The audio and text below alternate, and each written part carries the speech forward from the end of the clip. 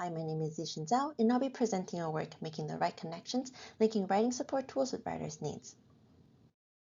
This work was done by myself in collaboration with Damian Mason, Young-Ho Kim, Gerald Penn, and Fanny Chevalier.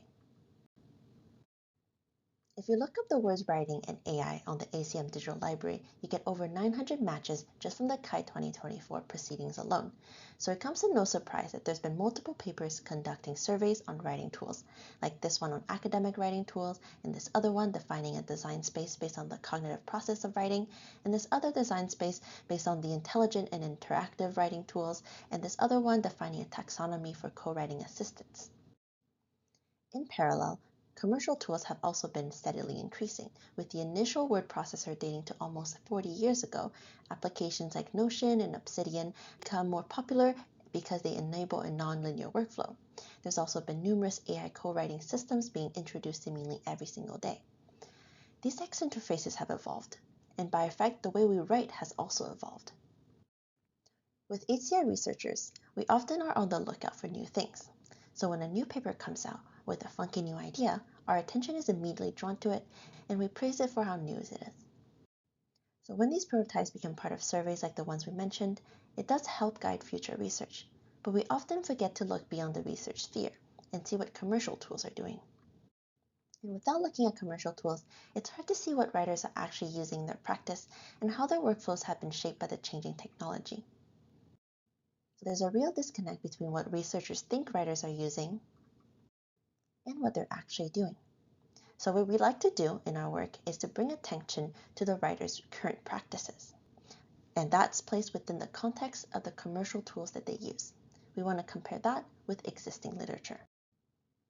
So we'd first like to highlight some of these misalignments between tools developed by research and tools used by writers to show how this disconnect has led to some unmet needs. And with research so focused on solving specific problems, it does come at the cost of designing for only a small component of the writing workflow. So it makes it hard to see the full holistic view of the writing process. And for our work specifically, we focus on creative writing. To do this, we triangulated between 3 data sources, past literature to see what tools research has focused on to give an overview of tools researchers have developed.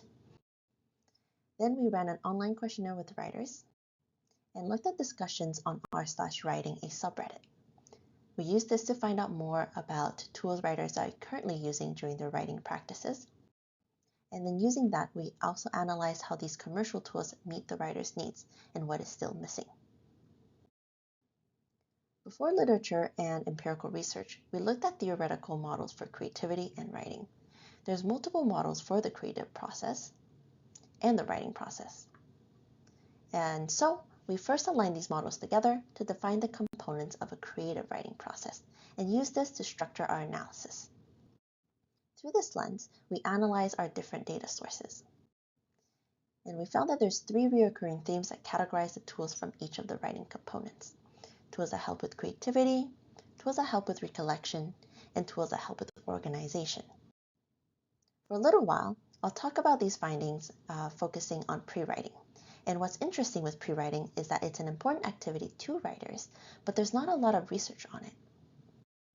From these 3 themes, we found that there's many different activities that writers do to support their workflow using some kind of tool. For example, for creativity support during pre-writing, we found that writers value and leverage community of practice, but not much research actually exists on this. Similar for recollection and organization. We don't really have the time to cover each in detail, so if you're interested, please refer to our paper. For the purpose of this presentation, let's focus on just capturing the spark. Capturing the spark refers to that moment when writers are hitting that moment of eureka and have that idea that they need to write down. And within our data on Reddit and questionnaire, writers mention needing something quick and easy to access to help them write down their ideas, even if it's just using a crumpled receipt to jot down their idea. We found no prior works on creative writing support tools that explore this topic. There's been some work in academic writing like Rambler, which supports on-the-go voice notes, but nothing in creative writing. So overall, there's actually very little work focusing on pre-writing activities, and so this is a real gap that researchers could fill. This can mean more tools with unguided exploration, tools that help out with searching for more resources, tools to capture inspiration, or organize and reflect on those inspirations. Moving on to planning. Planning activities usually involve some kind of goal-oriented task. This could be ideating with tools, and there's actually quite a lot of interesting recent work using AI for ideation. And there's other activities like visualizing and organizing elements. For this presentation, let's dive right into visualizing elements. For visualizing elements, writers will often manually create their own visual aids because available tools don't actually offer them a diverse set of visualization methods. And in our questionnaire, we gathered some examples from writers to see what they've created for their past works. And we've organized the examples using the level of detail and the amount of text they use. Some visual aids only cover high-level concepts within a narrative, like high-level maps, writing out the themes of the story and creating plot grids. And others like to focus more on scene level or chapter level details, using mood boards, sticky notes, and lists.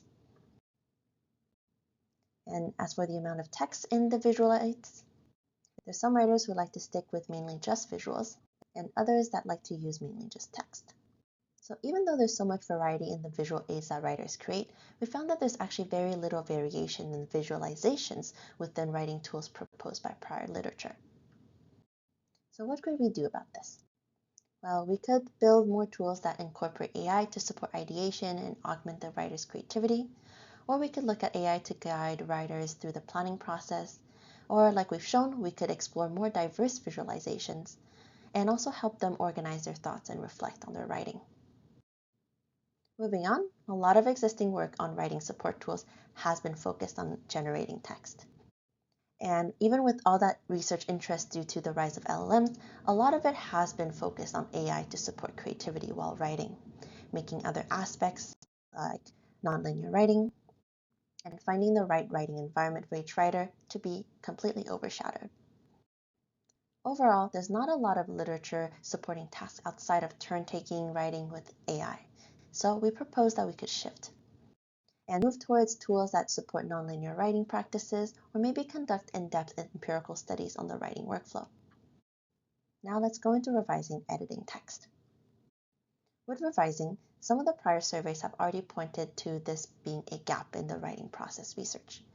Writers from our questionnaire echo the sentiment because oftentimes what writers actually need is help with the revision. And in respect to that, we found that writers will often edit their text with others to boost their creativity. And they might also use alternative views to see their text. And rather than needing help with grammar, they actually want help with structural revision, which has little to no prior work.